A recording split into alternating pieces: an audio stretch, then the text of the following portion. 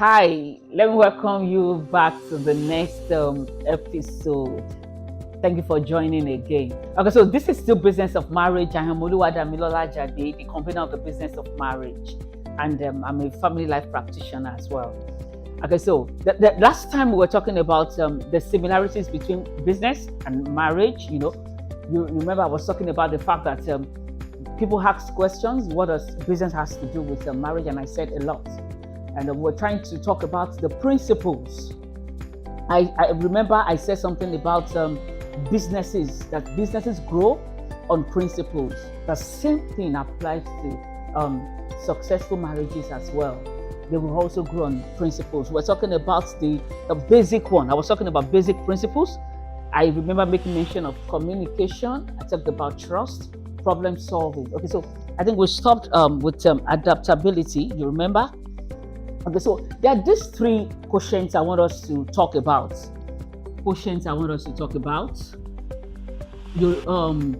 I'm sure you will be conversant with these two, because they are so popular. You get the first one is what I call the EQ, and this is emotional quotient. Emotional quotient. I remember when my husband and I were still courting. There's this man. He just returned from the UK that time. We were with our pastor. We went to visit our pastor. Then he was around with our pastors. He came to visit them as well. I remember him looking at the two of us, and we'd be like, "Hey, these people are just doing lovey."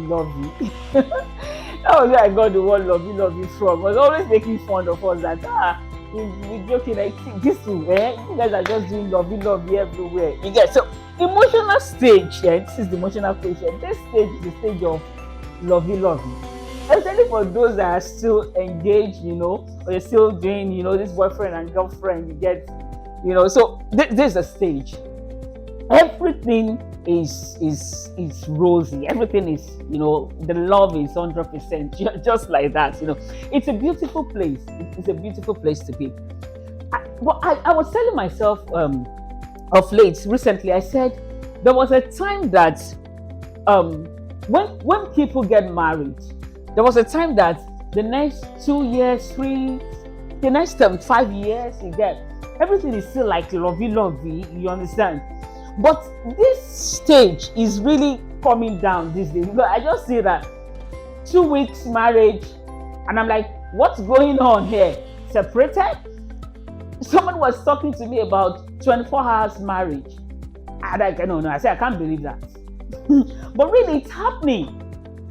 So these days, this stage is also going down the drain. It's a question that we need to ask, and they'll find answers to as well. You get, but there is this stage that is called emotional quotient, emotional stage, where everything is just about love. There's another stage that is called the IQ. This is really common. Intelligent quotient. You remember? Intelligent quotient. This is what this is all about. You get, at this stage, what couples do, or what individuals that are coming together do, is that especially couples, what they do is they are at that point where they feel like they can use their intellect, they can use their intelligence to work things out. So things are happening, but feel like, okay, we can handle it. They just try to manage things, calculate.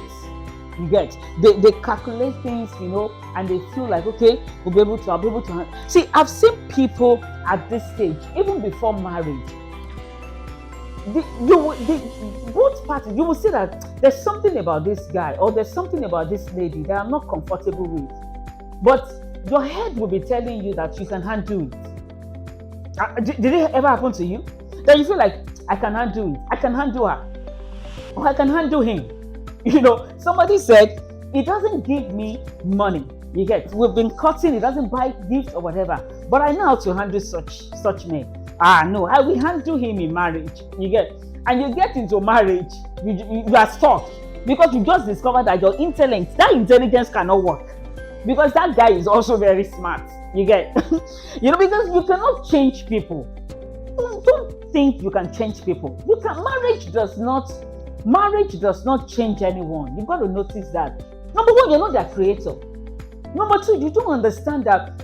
I said it during when we were having the first episode. I said, see, there is nobody that behaves in the way they behave without some principles guiding their behaviors. People behave the way they behave because of certain things. Upbringing is one of it. You know, the way the environment that they grew up is another thing. The people they grew up with, that's another. You cannot change people. You can't change someone. So you get into marriage, you feel like, okay, no, he used to do this, I'm going to change him. She does that, I'm going to change her. You can't. Marriage amplifies who you are before you got married. Let me take it again. The who you are that you have not worked on will only be amplified in marriage. So see, if there is anything you need your partner to adjust. If you are here to be married and you're listening to me, let's talk about it before marriage. Because you will just see it being amplified in marriage. So see, this stage, even for couples, they're like, okay, is this the person? You know, the level of love has passed. And like, is this the person I got? Are you serious? Did she just do that? Did he just? And you're like, okay, I'm at this point. I need to use my logic. I need to think about how I'm going to cope with this man or this woman. So you're at that point. See, the next level, the next stage is this. And see, it's not common. It's called adaptability quotient. Adaptability quotient. So to move from this intelligent quotient to this adaptability, you've got to replace this intelligence with what I call intentionality. Only the people that will be intentional, that will say, because at this stage, a lot of people end up packing their bags. I can't take it again. But the people that will cross from ear to ear are the people that will tell themselves that, no, I'm going to be intentional. This marriage is going to work. At this stage, this is the stage where resilience is being tested. I asked my son to check the definition of adaptability, resilience, and all of this. So it was when he was telling me the meaning of adaptability that he made mention of resilience. Oh! See, the first thing he told me, he said, Mom, adaptability does not just mean to adjust. You know, some people, when you talk about, are you going to adapt to this? Okay, you're going to adjust to the situation. But it doesn't end here. Adaptability also means we are going to make it work. Are you listening to me? We're going to make this marriage work. We will adjust. We will adapt to this thing. And it also means resilience. Let me tell you what he told me. When he was talking to me about resilience, see what he said. He said resilience. Resilience is a process. Resilience is an outcome. He said resilience is the ability to be happy, to be successful again after something difficult or bad has happened. See, marriages that will work, every marriage will go through this. We are used to this too. But there is something called adaptability. We've got to adapt. We've got to talk to ourselves that we will make adjustments. You know why you need to make that adjustment? Because you're coming from a home where dad and mom, this is the way they do their stuff, and you're kind of used to it. You come into your whole marriage and you expect the same thing to happen. Probably your parents, a lot of money and everything, and you come here, a lot of money, and you got to a point that things changed. You will not carry your bag and leave. You will tell yourself, I'm going to make this marriage to work. So you move from intelligence, to get to a time that intelligence will not work. You need to understand that you cannot fight or handle a spiritual matter just with your common sense. We will adjust, but we're going to be so intentional that we will ensure that we make it work. If it will take us to learn, unlearn, relearn, whatever we need to do, we will do it so that this marriage will work. One of the reasons why you see businesses thrive is because successful businesses, they are at this point. That's why they can handle any situation. They are able to adjust. It doesn't matter what is happening, economic, whatever is changing, they can easily adjust. You cannot say you want to run a successful marriage and you will not be able to adjust. You've got to make some adjustments. It's not going to be the way your parents did theirs.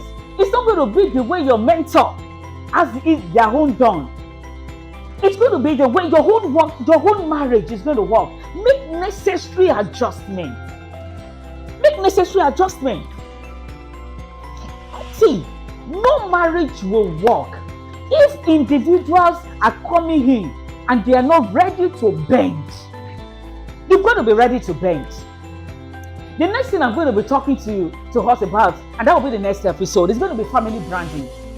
You will love this. You're going to learn a lot from it. So till I see you next time, if you have any question or you want to talk to me about anything, please drop your questions or drop whatever at the comment section. I'm going to take time personally to look at the questions and to attend to them, to answer them. I remain Oluwadamilola Ajadi. I'm going to see you next time. Till then, enjoy God. Thank you so much for watching today's episode of The Business of Marriage. I'm sure you've been able to gain one or two things. If you have any questions, suggestions, clarity, you need clarity about anything, kindly reach us on any of our social media platforms. Also, you can subscribe to our YouTube channel and share. I still remain Oluwadamilola Ajadi, and I'll see you at the next episode. Thank you.